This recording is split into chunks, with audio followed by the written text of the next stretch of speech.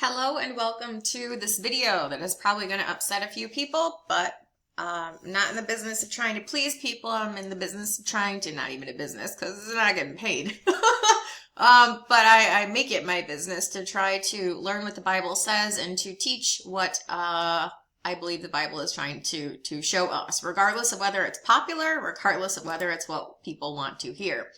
So, book writing. This is my academia page, and obviously the top of this, if you are familiar with this, you know that these are the books that I have written, full text PDF versions. They're all free.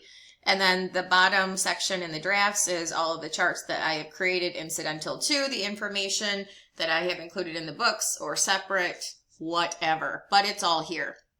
Now, what I would like to remind people or tell people if you are unaware is that I started writing these specific timeline related books in 2016, and I refined the research into an endpoint. I got as much as I could do. I got as far as I could go, and the rest we're just going to have to find out in real time, yay or nay, as far as what year. But I got as far as I could go in 2021, and let me find them. The Jubilee in Ezekiel's temple and Daniel's 70 weeks. These are the two primary resources that are going to have the most amount of information. So if you want a free resource to my books, they're full text PDF books of the layout of the end times with regard to the pivotal things that are going to occur on said timeline. The Jubilee in Ezekiel's temple and Daniel's 70 weeks. Now, what you will notice in here, if you were not aware, again, these were written in 2020, 2021. I'm pretty sure. And I'm just going to page all the way down to the bottom here and hope that it opens. Okay, so what you'll notice here is that there are three separate data sets. Obviously, it was not there in these ancient BC dates to know what specific years these things happened in. So the best I can do is use second-party research, which is historical references, sources that people have used to compile data from historical records, archaeological stuff, whatever. None of us were there. This is one of the hardest things to impress upon people, is there is no way for me or anyone else to say for sure this is the year, unless you were there at the beginning of the count of Jubilees, when Israel came into the land. Can you definitively say it was in 1406? Because I can't, and I've never tried to. So for all of the people who were saying, well, Heather said 2025. No, she didn't. She said if 1406, then 2025. But 1406 is also a derivative date. So I'm going to take you through all of this. And for those of you who kind of hopped on this bandwagon late in the game and don't really realize where the research came from and the evolution of the research and what the research even is, I'm going to take you through it. So for all of you who aren't aware of this, I started with three separate data points, three separate timelines full of data points, and they were all based on prospective years. Now, the reason I had three to start with, and people are saying, well, could it you have had 4 or 5? Yeah, I could have had 10 or 20, but that would have been stupid. You get the point. Past a certain point, all I need to do is show you how the information lays itself out. And then, yeah, obviously, you can add another year and look at what the data would look like, and add 2 more years and look at what the data would look like, or add 3 years and see what the data would look like. Like, I don't have to lay that all out for you. I just have to show you how it all works together, and then you can make your own inferences. So when I started this, I started with a range of 3 years, leading to 2023, 2024, 2025. Now, I said, if one of these is correct, I would lend toward the 2025 because of all of the years that it gave were what you'll find as most prevalent in communications regarding this. Like, most sources will put the sacking of Jerusalem and the destruction of Solomon's temple in 586 BC. Does that mean it did happen definitively in that year? Well, I wasn't there, so I'll never be able to say yes definitively. But most of the sources that you'll come across say it was C dot or circa dot 586, because that's the year that they pin it to. Well, that's the data point that corresponds to the 1406 BC timeline. 1406 is also one of the years that you'll see thrown around a majority of the time. Does that mean it's right? No, it just means that it's going to be in a lot of the reference material as a very popular date. Again, I wasn't there, so I will never say beyond a shadow of a doubt that it is this year for sure, or that year for sure, because I wasn't there. So, like, I don't know if people missed that point or what, but let's be honest about the shortcomings of the research, and the shortcomings of the research will always be, unless you were there to say that it happened in this year, you will never be able to say 100% with 100% definitive accuracy. You might be accurate, but you'll never be able to say that for sure it did beyond a shadow of a doubt, because you weren't there. I wasn't there. So the reason I started with 3, going back to that, was because when I first started my research in 2016, and this was in part 5 of my End Times Timeline, A Journey Through the End of Days, was the final Jubilee year. So I was trying to locate that for a really long time. And when I started the research, started looking at the resources, the reference materials, the Bible dates, and how they all link together, the accounts and all of that, I literally had no idea where to start. So I bought a couple of books. I looked at a whole bunch of resources, like what were they saying? What was a starting point? Like literally had no idea where to go. Well, I used, you'll see here that I used dates respective to Solomon's reign, the beginning and ending of his reign, the beginning of the construction of his temple, because that ties into the Exodus and the 40 years of Israel wandering in the wilderness, and then they enter the promised land at the end of that 40 years of wandering. And then also there is a separate set of data points which regards a different Jubilee year on the timeline, which is related to the destruction of Solomon's temple and the sacking of Jerusalem. It's Ezekiel's vision in Ezekiel 40. What all of the reference materials around that suggested, because I went through, it's probably not in this book, but I went through all of the Judaic kings surrounding the Babylonian captivity. There were 3 of them.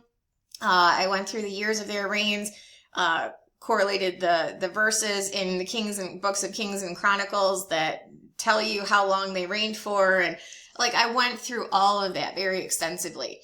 And so when I was going through that, I found a reference from Answers in Genesis to Bishop James Ussher's work. Now, he's the one that created a chronology of the Bible and dated creation back to 4003 BC. And that's actually going to come into this in a little, I've for the most part disregarded that part of it, but he did create a chronology of the Bible, and respective to the dates of the Babylonian captivity and the reigns of the Judaic kings, because he created a timeline of all of the kings of the house of Israel and the kings of the house of Judah, and that it was the Judaic kings that fell during the Babylonian captivity. So there was like a whole timeline, and he was going back and forth about who reigned and who was a co-regent, meaning co-reigned for any, like there was overlap between the kings because like father and son were reigning at the same time. Like there was a whole extensive thing that was done. And through his research, he said that the dates of the Babylonian captivity were 2 years prior. The dates of the Judaic kings were 2 years prior. The dates of all of those events surrounding the Babylonian captivity were 2 years prior than what the historical record shows. And so I said, okay, I wasn't there.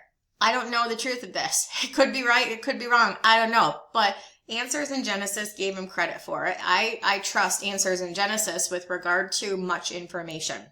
So I said, okay, since I don't know, and I'm like literally finding all of this out for the first time and learning all of this, who am I to say it's wrong? Who am I to say that it's right? So I'm just going to put it out there. So what I did was I created 3 separate timelines of different data points and how they would work respective to all of the things laid out in sequence from beginning to ending the dates of Solomon's reign, his temple, Babylonian captivity, destruction, Exodus, all of that, Ezekiel's vision, all of that, tied it all together. And so these are the data points as they would plot out if indeed Bishop Ussher's 2 years before the historical record dates was accurate. And that would have led to a 1408 BC entry date, a date of Ezekiel's vision in 575 BC, and that would have led you to, when I first started this research, I thought it was going to be a second coming date. I didn't realize that, because everybody said, oh, Ezekiel's vision of his temple is millennial temple. So I thought it was linked to the second coming in the millennium.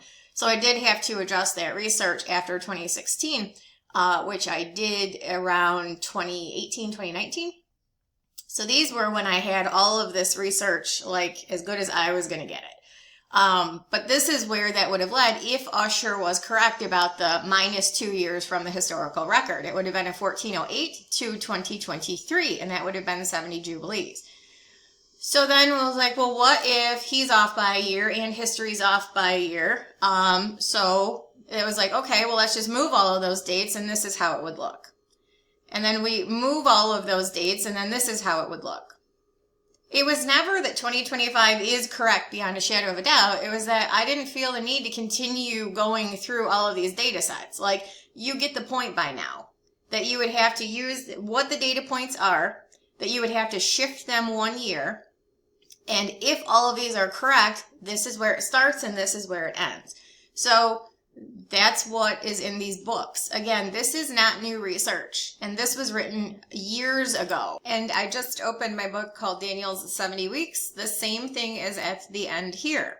So if you guys are familiar with my research, you will know that I have always speculated on the year. What I have not always speculated on is the time of year. I am going through this in preparation to go through the book of Joel, because I'm going to spend some intensive time on chapter 2, where one of the data points of the 70 weeks is housed. And it's point D, which is the conclusion of the 70 weeks. Specifically, it's the timing of the second coming of Christ.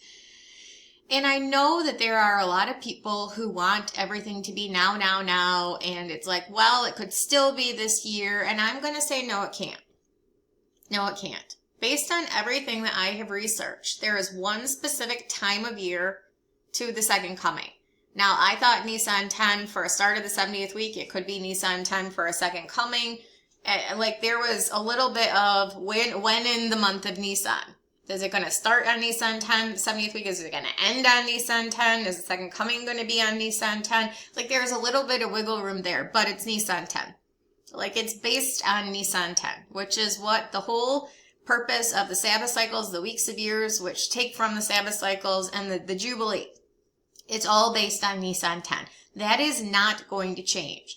So as you can see in these charts, I have second coming here, Nisan 10. I mean, obviously that's a if 1408, then 2023, it would be Nisan 10 of 2030. We know that's wrong. Like, these things have excluded themselves because chronologically speaking, we've gotten past those dates. So this is to the point where we're going to exclude the things that are wrong.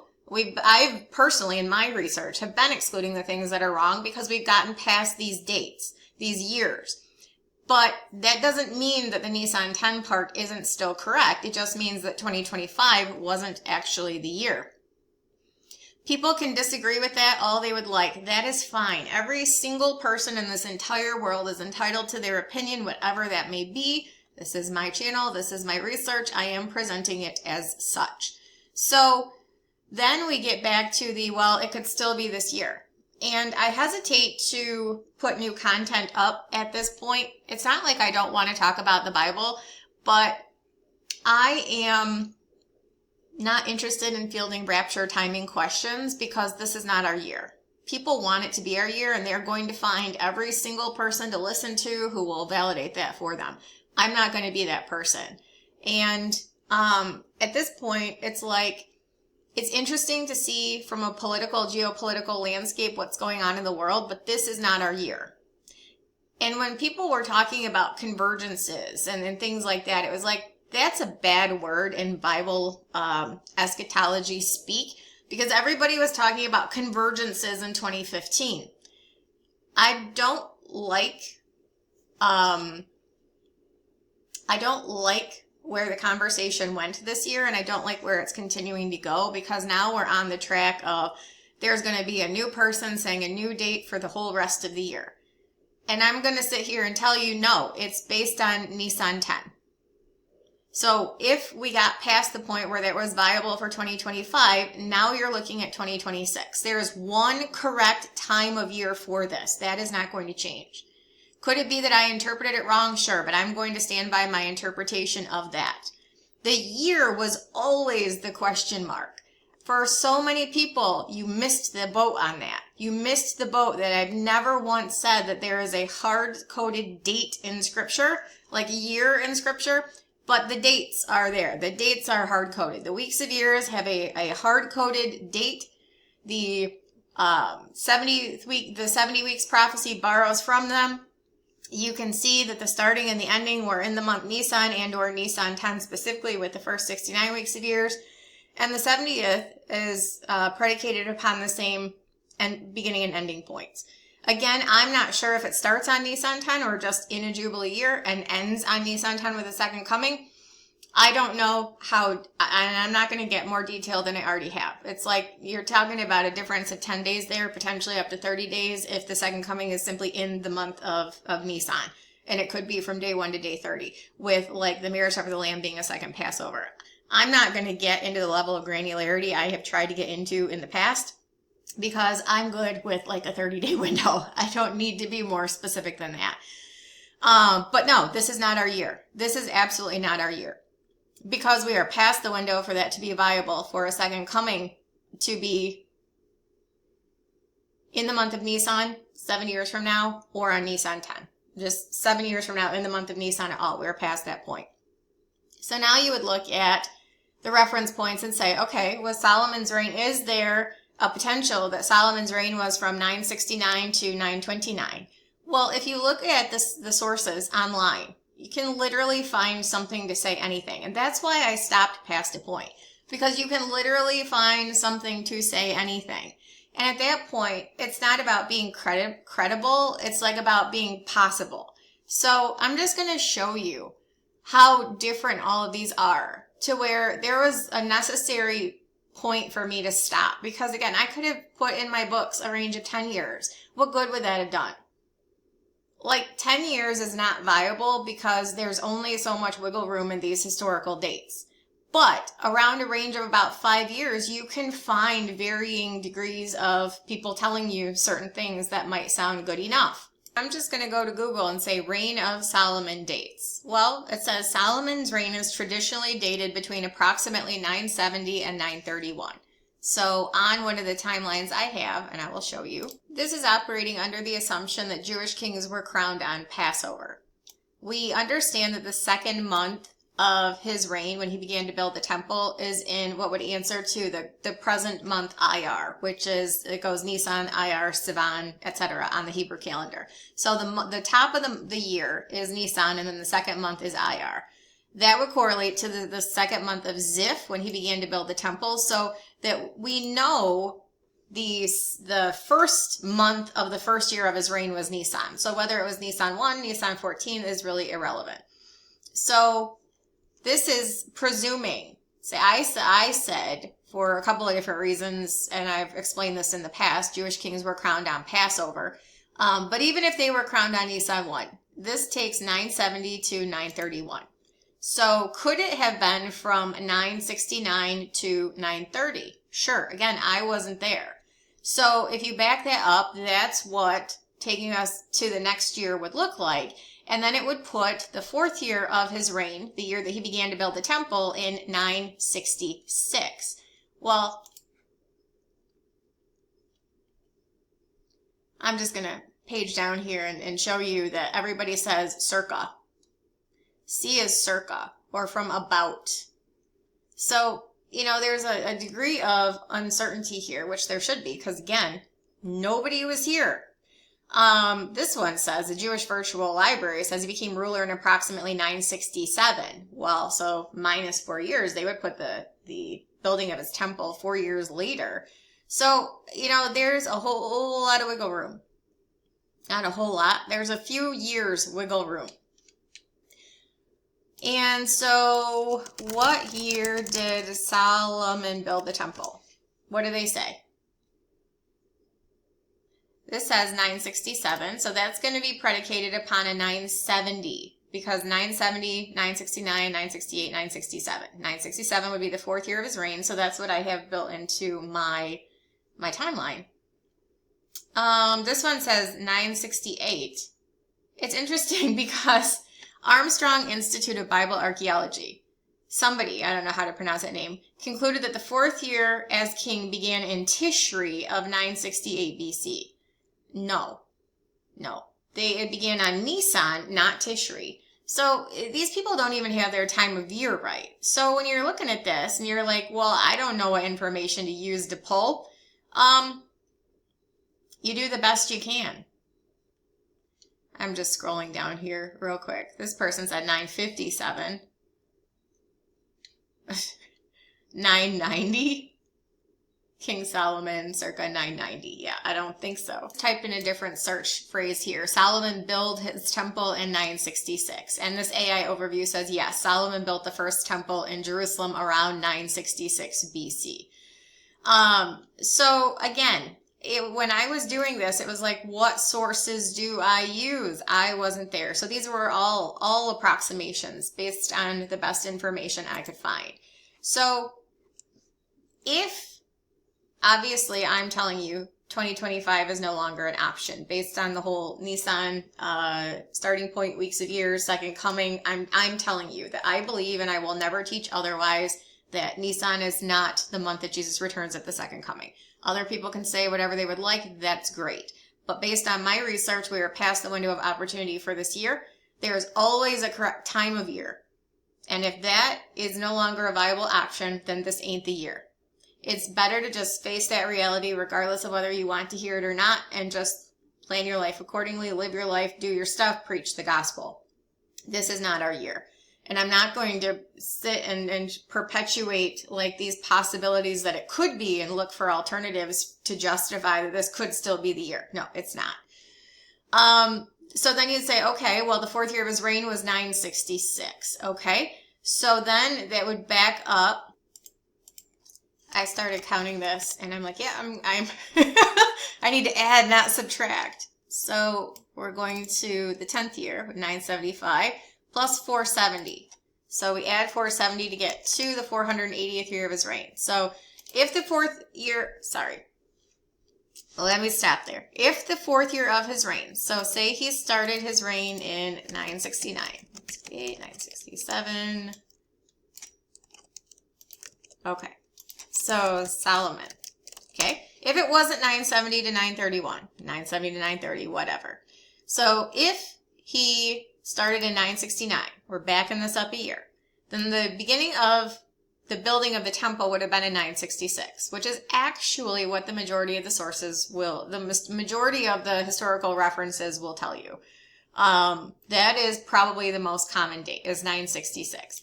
So then that would, we just count 10 years and then we add 470 to get to the 480th year. So that would put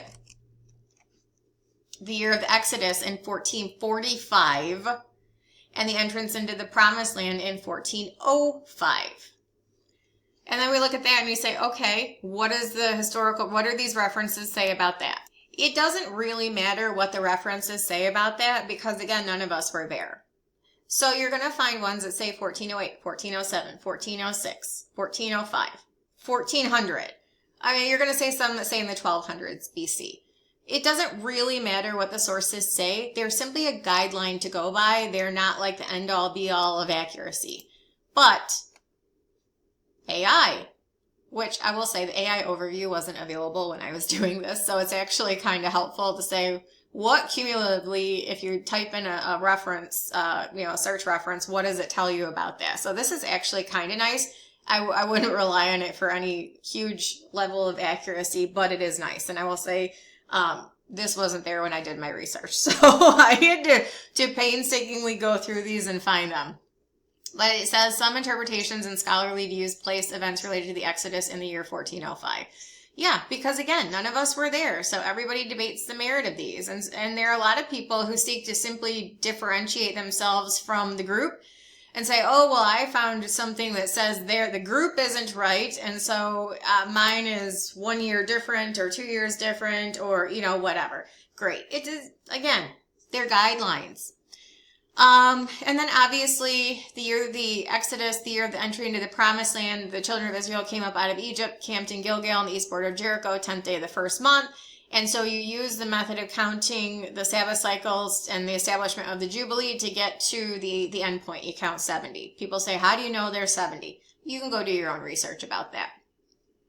If 1405, then 2026.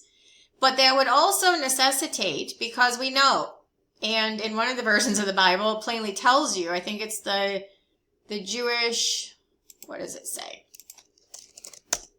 Bible Gateway, Ezekiel 40. It's the online Jewish Bible, which validates what of already Orthodox Jewish Bible.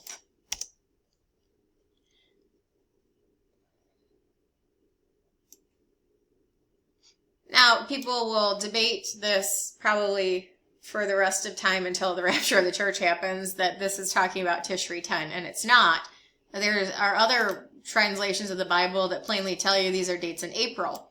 They might differ on the dates in April, but they'll tell you April. It says the 5 and 20th year of, I don't know what that means, in the Rosh Hashanah, or the head of the year. In a Jubilee year, it plainly tells you it's in a Jubilee year. That's the importance of understanding that Ezekiel was prophesying on the 10th day of the first month and the beginning of the year, the 10th day of the month. That's the important part of understanding that, is that he was in a Jubilee year. He was at the beginning of a Jubilee year prophesying about the construction of his temple, which will presumably occur in a Jubilee year, which is what we have identified by the data points in Ezekiel. In the 5 and 20th year of our captivity, in the beginning of the year, the 10th day of the month, 14 years after the city was smitten.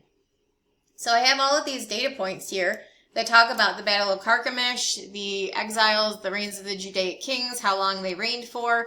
And this is predicated upon if 1406, then we create the timeline, and then we say, okay, well, Ezekiel's vision was in a Jubilee year. So based on the data points that were given in Ezekiel, does it plot out as it should on this timeline? And probably what you noticed about that Orthodox Jewish Bible was it named 573 BC as the year. That could not be accurate if 1406 is not accurate. It would have to be 572. And all of these dates would have to shift by a year. So then you're talking about the reigns of the Judaic kings shifting a year. And you're talking about the exiles of the Babylonian captivity. There were 3 of them shifting by a year, including the third and final, which included the destruction of Solomon's temple, circa 586 BC.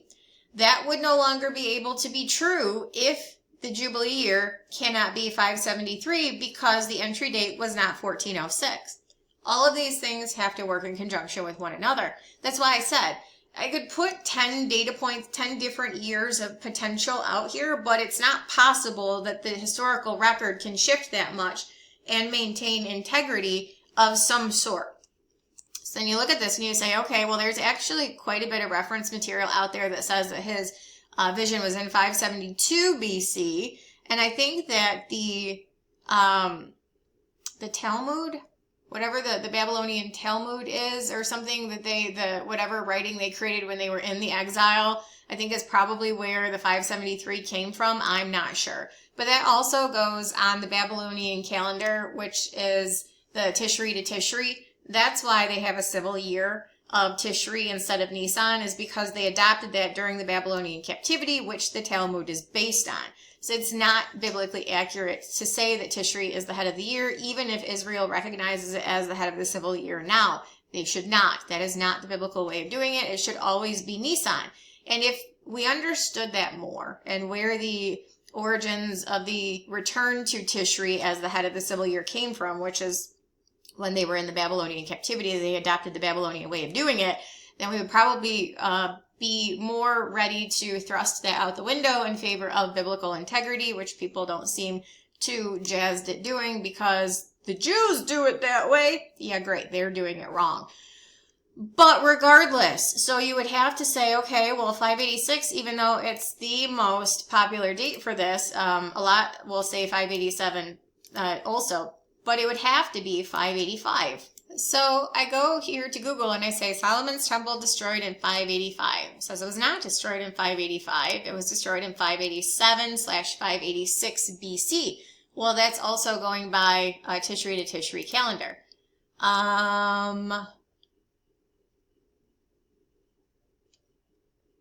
You will be hard pressed. Well, right here. Yeah, I think that there is a lot of difference. Well, there is and there isn't difference going by the Tishri to Tishri versus the Nisan to Nisan. But here's one. Presently, there are 3 generally accepted dates for the destruction of Jerusalem and the temple. They are 585, 586, and 587. But the majority of the sources will say 586. This one says, as has been well known for millennia, in either 587 or 586. So, and that was Haaretz.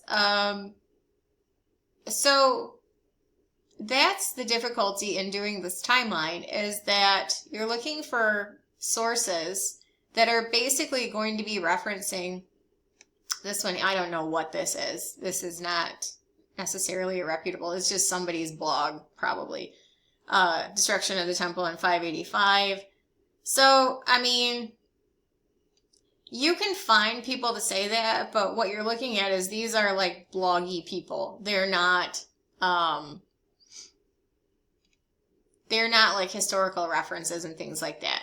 Which is part of the reason I didn't go that route when I didn't extend it further out, is because when you have references that have some kind of historical, maybe authenticity or more historical authenticity, you're probably more likely to use them in like a scholarly approach to research. But when you get into more like bloggy people, that's when it's like, I'm going to just stop here. So that's part of the reason I stopped, is because I was running into difficulty finding what I would consider reputable resources to justify some of these data points. So I'm like, I'm just going to stop here. But that's how it all works out. So could I have continued? Yes. Did I? No. Because again, when you understand all of the reference points and how they correlate to one another, how to develop the timeline, where to get the information to start to do that, and then to add different data onto the timeline, you get the point. You get the point. I have never said 2025 was the year. It was always if 1406, then 2025, but always Nisan 10. Because Nisan 10 is tied to weeks of years, Sabbath cycles for the land, which the Jubilee is predicated upon. It's the date that Israel came up out of the Jordan on the 10th day of the first month and camped in Gilgal on the east border of Jericho. And it's built into the 70 weeks reference points. Again, I will discuss this more when we go through the book of Joel. But since we are past that, like if you were to add 7 years, 2,520 days, you're going to be past the month of Nisan 7 years from now, which means that this is not our year. The Bible will exclude all of the wrong things until you can only conclude the right answer. There is no point in trying to justify our wants and wishes if it takes us out of accordance with what the Bible says. And then people say, well, just because the 70th week has to be that way doesn't mean the rapture does. Okay, well, you're still trying to justify it in a different way. I'm not trying to justify anything. I'm just trying to find out what the accurate information is. So I will still say, I personally am set on Nisan being the month that Jesus Christ returns at the second coming. Whether that's the first day or the 10th day or the 30th day. I really don't care.